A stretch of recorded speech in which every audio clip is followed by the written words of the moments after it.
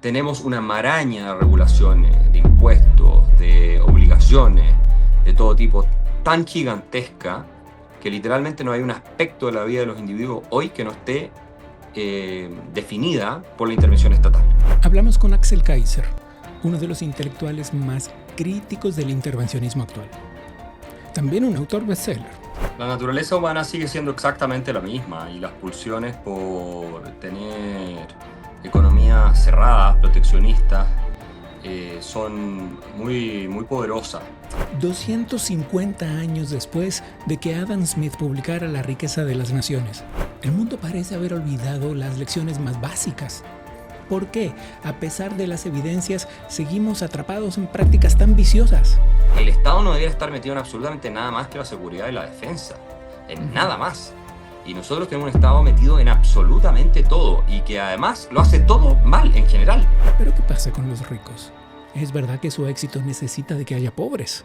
La creación de riqueza de uno beneficia necesariamente a otros y mejora la calidad de vida necesariamente de todos los demás. La competencia es un proceso de descubrimiento en el cual tú en realidad lo que haces es colaborar con los consumidores, descubriendo sus preferencias, los precios que están dispuestos a pagar. La naturaleza humana no ha cambiado, pero nuestra forma de entender la economía sí.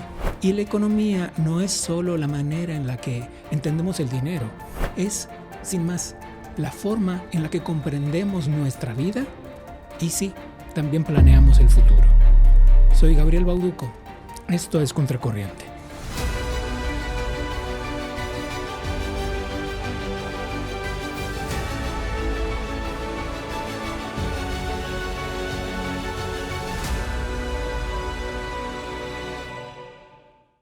Axel, gracias por la conversación como siempre. Encantado. Se cumplen 250 años de la publicación de La riqueza de las naciones de Adam Smith en 1776 y parece haber una gran paradoja con el mundo que vivimos hoy. Mientras Adam Smith hablaba de no al proteccionismo, porque básicamente es una forma de regular el mercado, y hoy vivimos momentos en los que el proteccionismo parece una salida para muchos países.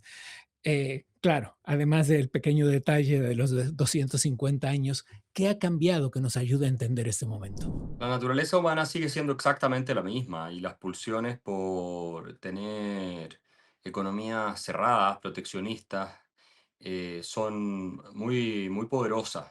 Tenemos que Ujú. entender que esto es una manifestación también de la biología tribal de los seres humanos, ¿no? Es una especie de, bueno, nos cuidamos entre nosotros, por lo tanto, lo que se produce acá, se consume acá, creas los trabajos acá, y no comerciamos con el resto porque eso va a generar que los nuestros se queden sin trabajo, que tengan menos ingresos. Y eso es una falacia desde el punto de vista económico. Por supuesto que en el libre comercio existen la teoría de las ventajas relativas, la teoría de las ventajas absolutas, y todas esas cosas, y por lo tanto eh, hay áreas, ¿cierto?, de cualquier economía que al comerciar se van a ver afectadas porque son menos eficientes que aquellos con los que tú estás intercambiando. Por ejemplo, si Chile decidiera empezar a producir computadores y tecnología, podría probablemente hacer algo, pero sería tecnología malísima, computadores muy malos y carísimos, porque no tenemos una ventaja comparativa haciendo eso. Ahora, si producimos vino, producimos salmones o producimos cobre, por supuesto, vamos a tener un mayor nivel de riqueza y eso después lo intercambiamos por los computadores que producen los japoneses o que producen los americanos. Entonces, esa es la falacia de la economía cerrada. Yo la tengo explicada en mi libro El economista callejero, que fue muy exitoso en América Latina, lo presentamos con Javier Milei en su momento, y acá en España, donde estoy también, tuvo bastante influencia. Pero es un instinto, pero también hay grupos de interés, obviamente, asociados a esto, que es lo que denuncia Adam Smith en La riqueza de las naciones, sobre todo. O sea, hay una gran distorsión de lo que defendemos quienes creemos en el sistema de libertad natural, porque ese es el concepto que utiliza Adam Smith en La riqueza de las naciones. Él no Ujú. defiende el mercado. Adam Smith no hablaba en términos del mercado, él no hablaba en términos de fundamentalmente, ¿no? No hablaba en términos del capitalismo, un concepto que ni siquiera utiliza, no existe en la época Smith ese concepto. Correcto. No habla en función de las utilidades de ciertas empresas, de lo que él trata, ¿no? En su libro es, o en lo que explora, es este sistema de libertad natural y cómo de forma espontánea, sin que haya alguien, una inteligencia que lo va dirigiendo o diseñando, produce un bienestar mayor que aquel sistema en el cual un hombre de sistema, así los llamaba Adam Smith, ¿no es cierto? Pretende diseñar desde arriba y dirigir las acciones de las personas y de cómo tienen que administrar su capital y sus recursos. El gran aporte, el gran descubrimiento de Adam Smith es esto del orden espontáneo del mercado, el principio de la división del trabajo, la especialización y cómo orden espontáneo nos permite florecer cuanto ser humano. Quiero detenerte un segundo porque esto me lleva a hacerte repetir algo que ya has dicho otras veces, pero que me parece oportuno en este momento. Y es unir el concepto de este orden tribal del que tú hablas, y un poco una idea un poco primitiva, tal vez, de cómo nos organizamos, pero también se une con una idea que tú has dicho muchas veces, y es que Adam Smith no debe ser visto en principio como un economista, sino como un filósofo moral. Y entonces cobra más sentido la idea de comprendernos a todos como una sociedad que se mueve en grupos, ¿no? A ver, lo que ocurre es que Adam Smith es en realidad un explorador de la naturaleza humana Ajá, y es un observador de cómo funcionamos tanto a nivel individual como en interacción con los demás. sí. Y es el más agudo probablemente que haya existido en la historia, además con las herramientas de las que se disponía en esa época no había ciencia moderna para estudiar el cerebro o cuestiones de esa naturaleza. Entonces, es realmente un genio cuya obra, La teoría de los sentimientos morales, que es publicada antes de La riqueza de las naciones, me parece a mí de una riqueza, de una profundidad que hasta hoy no hay nada que se le pueda comparar, ¿no? Y Es es, del 50 y tantos, estoy equivocado, sí, mil setecientos sí, cincuenta y tantos, ¿no? Sí. no recuerdo si era el 50 y tanto o el 60 y tanto, ahí Según me yo entra la duda, 59, pero pero puedo estar puede equivocado. ser, Sí, es sí, sí, posible, sí, sí, pero es sí, anterior, la otra es de sí. 1776.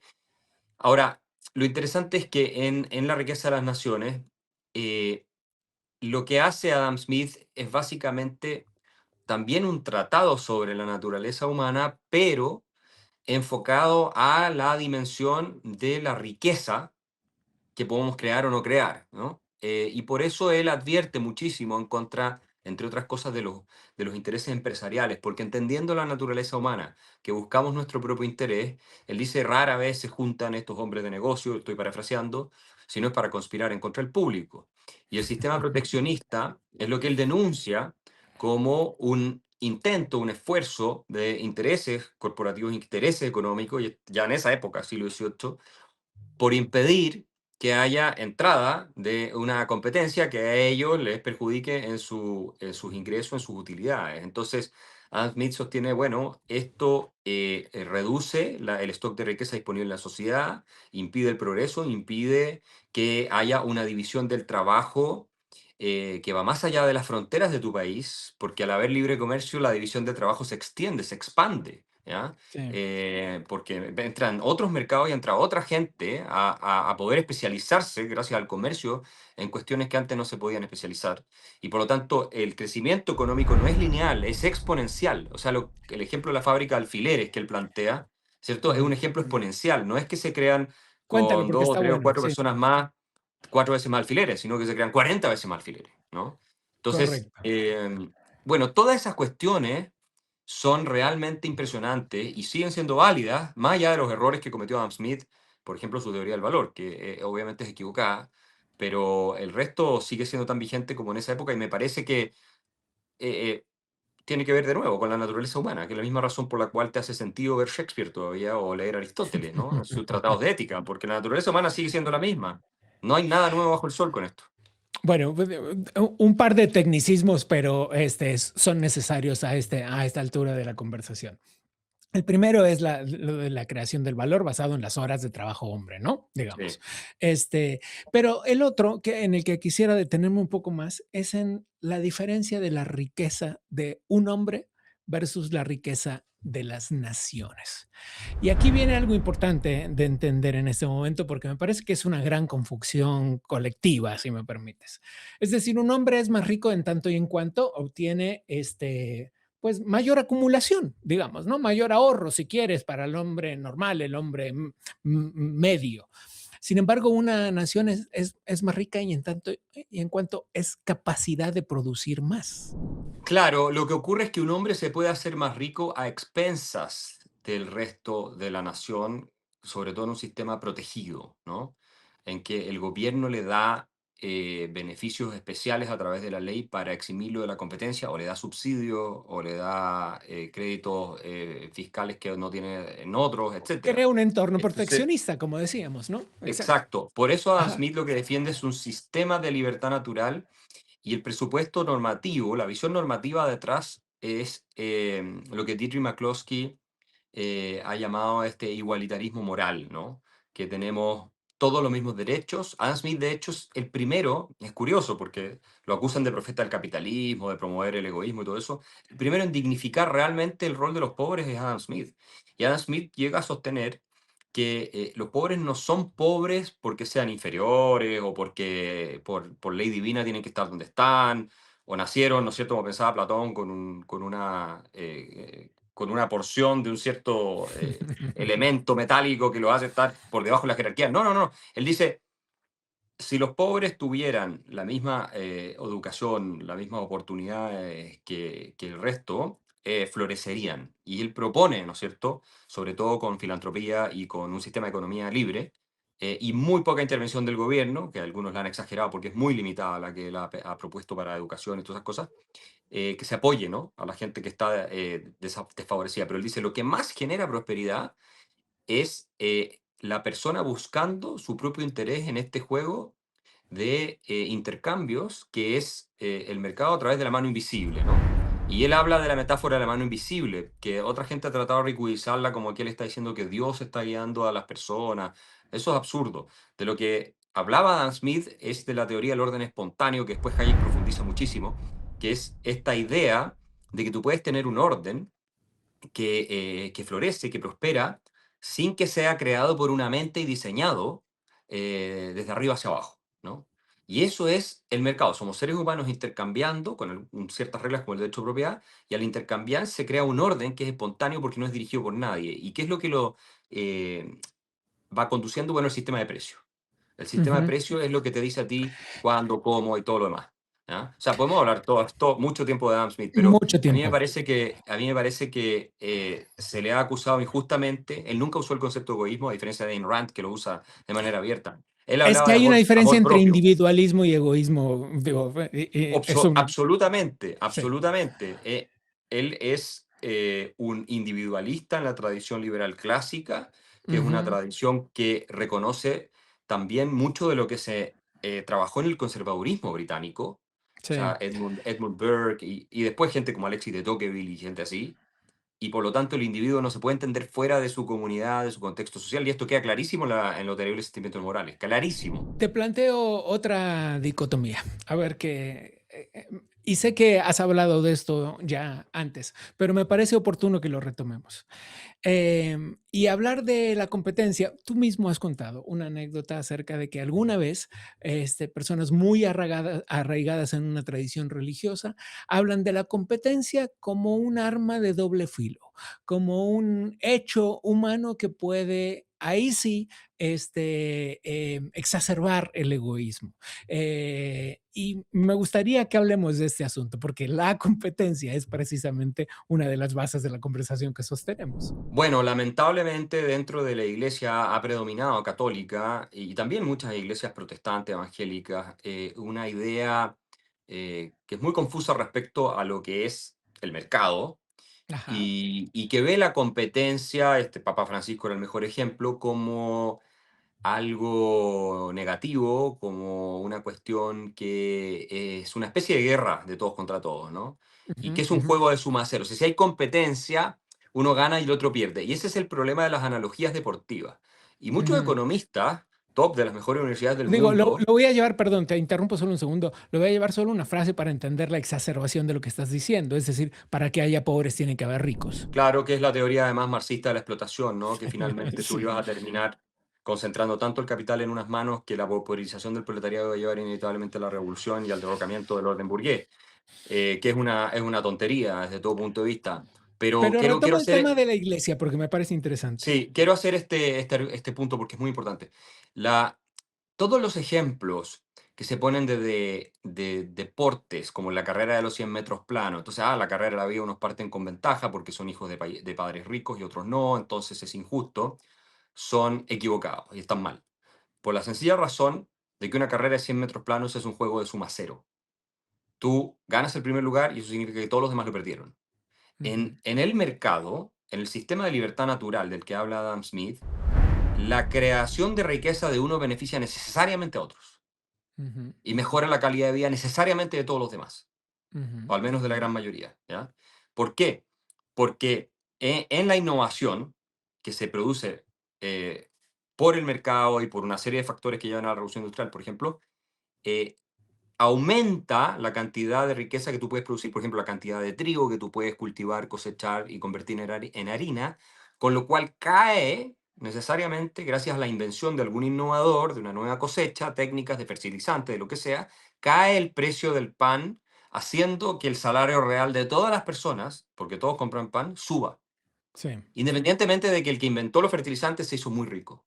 Ujú, Entonces, esta idea de que el que inventó los fertilizantes se hizo muy rico y por lo tanto es injusto dado que otros no inventaron nada y en consecuencia sus hijos van a tener menos oportunidades es completamente absurda. Los hijos de ellos van a tener mejor nutrición y van a estar en una situación económica también superior gracias a que tuviste a este innovador y a todos los otros. Entonces, en lo que no entiende la Iglesia Católica, un sector es importante de la Iglesia Católica, es que la competencia es un proceso de descubrimiento en el cual tú en realidad lo que haces es colaborar con los consumidores, descubriendo sus preferencias, los precios que están dispuestos a pagar, en el momento en que quieren comprar determinadas cosas y en el lugar donde las quieren tener, ¿ya? Es una colaboración con los consumidores y el que realmente elige quién está satisfaciendo lo mejor, los consumidores son casi puros trabajadores, son ellos.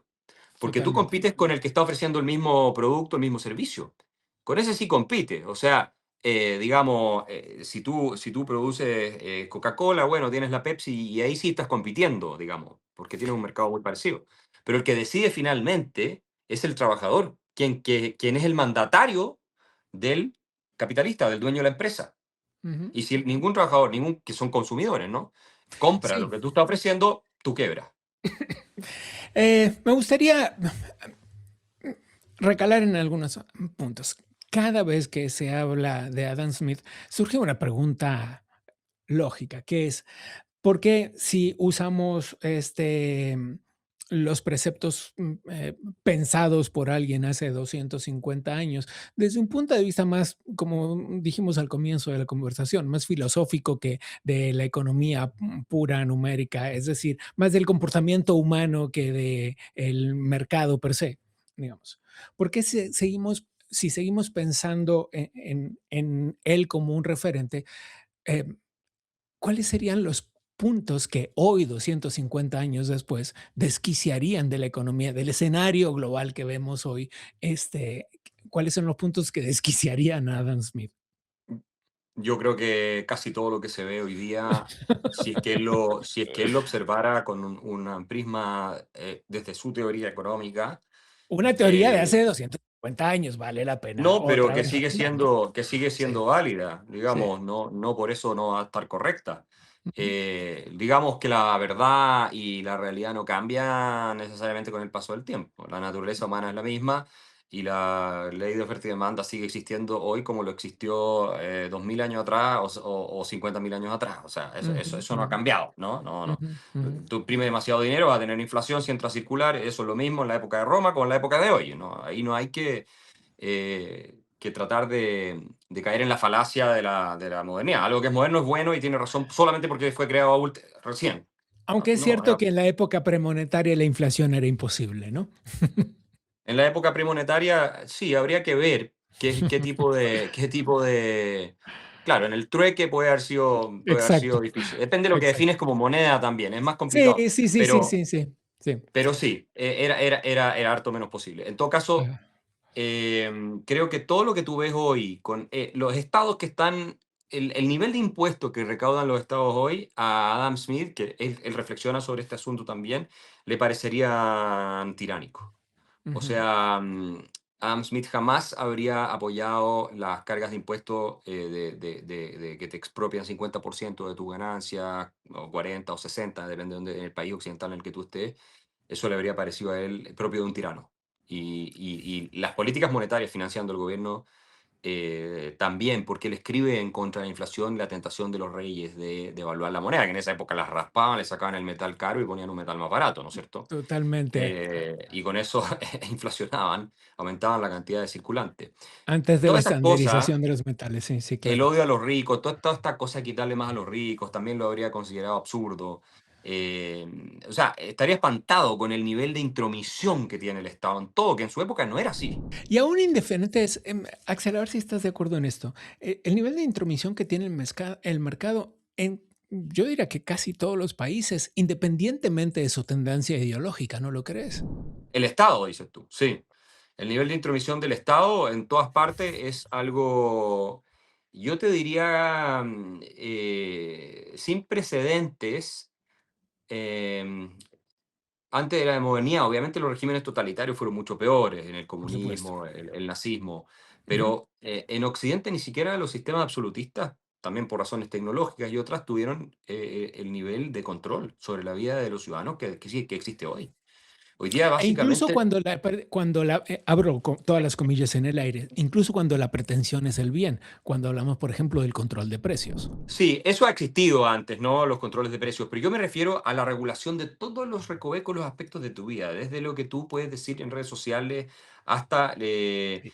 si consumes más esto o menos esto porque te aplican un impuesto especial, estás totalmente dateado en todo el mundo digital y el Estado maneja información tuya completa, de absolutamente todo, muchos países ni siquiera tienen secreto bancario ni privacidad.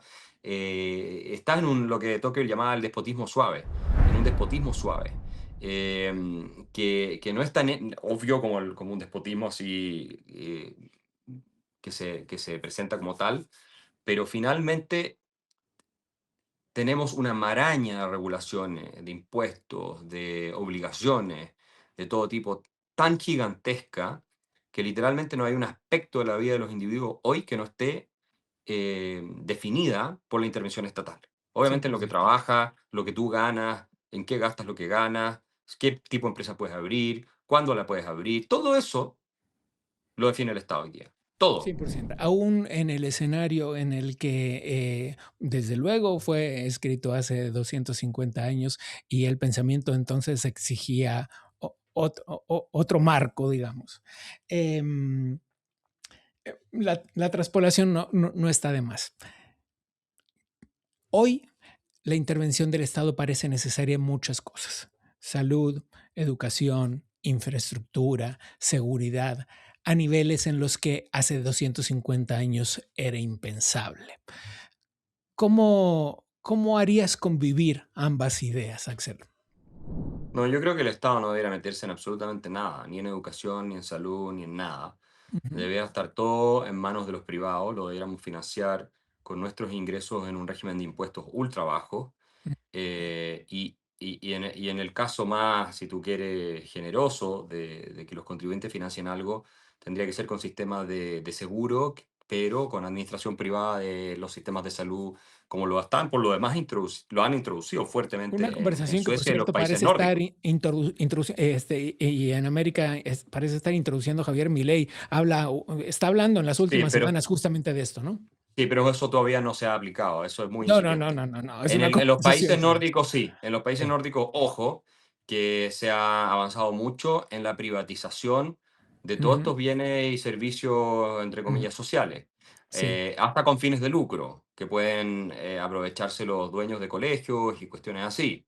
El Estado no debería estar metido en absolutamente nada más que la seguridad y la defensa, en Ujú, nada más.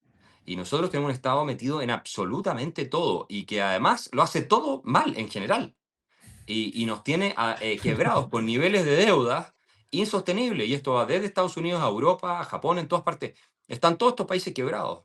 Si es cosa Sí. de tiempo hasta que se reconozca. Y ya está empezando a verse, porque la calidad de vida, sobre todo de los viejos, está cayendo. Cada vez hay menos plata para pensiones, cada vez hay menos plata para derechos sociales. Todo es Acabas más de, caro porque están devaluando la moneda para pagar, ¿cierto? Todas estas cosas. Esto va a terminar, salvo un milagro capitalista tecnológico que aumente mucho la productividad, todo esto va a terminar pésimo, ya está por un camino muy malo. Y la sí. gente sigue con esta estatutolatría porque es una cuestión religiosa la de creer que el Estado tiene que arreglarte todos los problemas. Y con una nostalgia ideológica que no se ajusta a la realidad. No, no se ajusta a la realidad. La gente al final va a terminar mucho peor. Fíjate tú en el caso donde estoy yo en España en este minuto. Si tú tuvieras el Estado español, fuera 15% el producto en lugar de más del 40% que es. O sea, este país estaría mucho mejor. Y lo mismo pasaría con Alemania, que está en un proceso de desindustrialización de hace ya años, Ujú. y en una catástrofe económica para lo que es los estándares alemanes. Y Francia, ni hablar. Italia, otro desastre. Europa, comparado con Estados Unidos, o sea, ha disminuido tremendamente. Cuando uno hace el ejercicio relativo desde el año 90 hasta ahora, el Producto Interno Bruto de Europa hoy día es 50% menos. Entonces, comparado con el de Estados Unidos, quiero decir, ¿ah? No Sí, comparado sí, con el sí, de sí, Europa en sí, este sí, sí, sí, minuto. sí, sí. Y Estados Unidos, bueno, tiene la fortaleza de más innovación, más capital, más libertad, pero también tiene un problema de deuda pública y de regulación y todo, que es inmanejable, porque cayó en la mala práctica socialista de redistribuir masivamente riqueza, porque los políticos con eso compran las elecciones. Y entonces en Estados Unidos el 2/3 del presupuesto del gobierno federal también son derechos sociales, mal llamados derechos sociales, que van a no ser pagados en algún minuto porque no se pueden pagar, es imposible por la cantidad y la magnitud de dinero que implica. Sí, digamos que es suena menos peligroso o menos escandaloso en la economía más grande del planeta, pero la práctica sigue siendo peligrosa para ser. Si tuvieras, sé que es difícil, pero si tuvieras que elegir uno, solo uno de los consejos de Adam Smith para terminar esa conversación, ¿cuál elegirías? Mira, hay una observación de Adam Smith respecto de la gente que ha sido muy exitosa en la vida, ¿no? Y pensando en un sistema de libertad natural, no de corromper políticos para ganar dinero. Y él dice que rara vez una gran fortuna es el producto de otra cosa que no sea, yo estoy parafraseando de nuevo, una disciplina muy arraigada, un esfuerzo muy persistente y un trabajo muy duro. O sea, esa idea de que los ricos en un sistema de mercado llegan a donde están, a la gente que le va bien, por esfuerzo, por disciplina, porque han tenido el coraje de arriesgarse y todo lo demás, me parece que hoy, y está en la teoría de los sentimientos morales, hoy debiéramos rescatarla porque hay cada vez más un discurso en contra de la gente de negocio, en contra de la gente rica, incluso en Estados Unidos, muy fuerte hoy en día, con propuestas de impuesto al patrimonio. La Comunidad Europea acaba de sacar un informe Ujú. para poner impuesto al patrimonio, que es para pegarle a la gente rica porque no va a recaudar nada Y en otros relevante, lados se habla de los impuestos a las y, grandes pero fortunas, y sí en fin. pero sí generan una catástrofe desde el punto de vista social, económico, estos impulsos revolucionarios donde se cree que los ricos están ahí solamente porque son abusadores o no han contribuido nada y están ahí. Y esa observación de Adam Smith me parece que hoy sería un bálsamo para calmar todos estos ímpetus de nuevo socialistas que están creciendo, producto de los fracasos de los mismos estados que han destruido las economías, pero lejos de tener el diagnóstico de que lo que se necesita es mercado y que los estados son los responsables de que las economías no estén donde están. Entonces redoblan la apuesta y ahora van contra los que tienen, contra los que sí están haciendo algo, a los Elon Musk, a toda esta gente para reventarlos a ellos. Entonces, ese sería el consejo que yo, o la frase que yo sacaría a la reflexión para difundirla en el mundo y que la gente la entendiera. Estaríamos en un mucho mejor lugar que ahora. Me quedo con eso, Axel. Muchas gracias. Gracias a ti. Esta semana se cumplieron 303 años del nacimiento de Adam Smith, uno de los pensadores más influyentes de la historia moderna y una de las figuras intelectuales que inspiran la labor del Adam Smith Center for Economic Freedom. Mientras tanto, por otro lado y en Perú, la Oficina Nacional de Procesos Electorales transita la etapa final del escrutinio correspondiente a la segunda vuelta de la elección presidencial celebrada el pasado 7 de junio. Con la mayoría de las actas ya procesadas, Los resultados muestran una ventaja para Keiko Fujimori en una de las elecciones más ajustadas de la historia reciente del Perú. El resultado definitivo dependerá de la resolución de las actas observadas por parte de las autoridades electorales competentes, pero todas las proyecciones la dan ya por ganadora. Keiko Fujimori forma parte del programa Distinguished World Leadership Fellows del Adam Smith Center for Economic Freedom, que reúne a líderes, a políticos y a referentes internacionales para debatir sobre los desafíos de la libertad, la democracia y el desarrollo. Tenemos algo más que compartir con ustedes. Veamos qué trae Mauricio Salem. Los efectos del conflicto. Ya hemos hablado en este programa cuáles han sido, qué impacto han tenido en las economías familiares y básicamente en el bolsillo de cada uno de los ciudadanos del mundo. Pero luego de esto hemos visto, por ejemplo, que el incremento del combustible en Estados Unidos fue un impacto del 46%. En Perú el 43%, en Chile del 24%. Esto es de norte a sur. El impacto ha sido global. En este aspecto, estos efectos obviamente lo han sabido manejar mejor otros países, pero de lo que no han estado exentos es de la inflación importada que han tenido básicamente en lo que es alimentación, fletes y energía, que tienen directamente relación con los combustibles. Hoy estamos a puertas de un acuerdo de paz, de cese al fuego y apertura nuevamente de esa arteria que es la que permite que el petróleo fluya a través del mundo. La noticia sin duda es excelente. Era lo que el mundo quería, era lo que todos estábamos esperando. Realmente es una muy buena noticia geopolítica. El impacto es inmediato en cuanto a la disminución de los precios del petróleo, en cuanto a la regularización de la estabilización de los mercados. Pero la recuperación de la economía familiar va a ser lenta. Y allí es donde está la clave y que tenemos todos que estar totalmente conscientes de que los precios suben en helicóptero, pero la recuperación de las economías familiares se estabilizan en escalera. Por ende, hay algunas cosas que tenemos que hacer como ciudadanos responsables, como cabezas de hogar, como parte integrante de una familia. Es ajustar los presupuestos familiares. Que esto sirva como fue la pandemia. Un antes de la pandemia y un post pandemia. Igual, un antes del conflicto y un post conflicto. Es decir, hoy tenemos que todos aquellos ajustes presupuestarios en la familia que hacemos deben convertirse en hábitos. Hay que proteger los ahorros contra la inflación. Hacer inversión, los países que no son dolarizados, tener inversión en moneda dura como dólares. Esto permite protegernos contra las devaluaciones de cada una de las monedas. Tenemos que construir un escudo financiero familiar. Esto es por lo menos tener reservas de 6 meses, de acuerdo a nuestro presupuesto, por cualquier contingencia, de fácil acceso, pero no que sea un fondo que tengamos que recurrir para gastos diarios. También tenemos que diversificar ingresos en lo posible. Es decir, que no haya una sola fuente de recursos para poder cubrir las necesidades en lo posible. El acuerdo, como dije, es una gran noticia, pero familia que se organiza es familia que va a salir más rápido y de manera más sólida. Recordemos que hoy estamos viviendo un shock clásico, que es subidas de precios súbitas y estabilización económica lenta. Pongámonos en orden, vayamos tachando todos aquellos gastos innecesarios, temas de suscripciones que no se sienten de 3, de 6 dólares mensuales, pero cuando las sumamos son enormes. Optimización en el tema de la movilización, hacer carpooling y todas aquellas medidas que nos permitan bajar los egresos y sostener, en el mejor de los casos, los ingresos. Soy Mauricio Salem y esto es Contracorriente. Ahora sí, esto fue todo por hoy. A nombre del Adam Smith Center for Economic Freedom les doy las gracias por habernos acompañado. Soy Gabriel Bauduco. Nos vemos la próxima.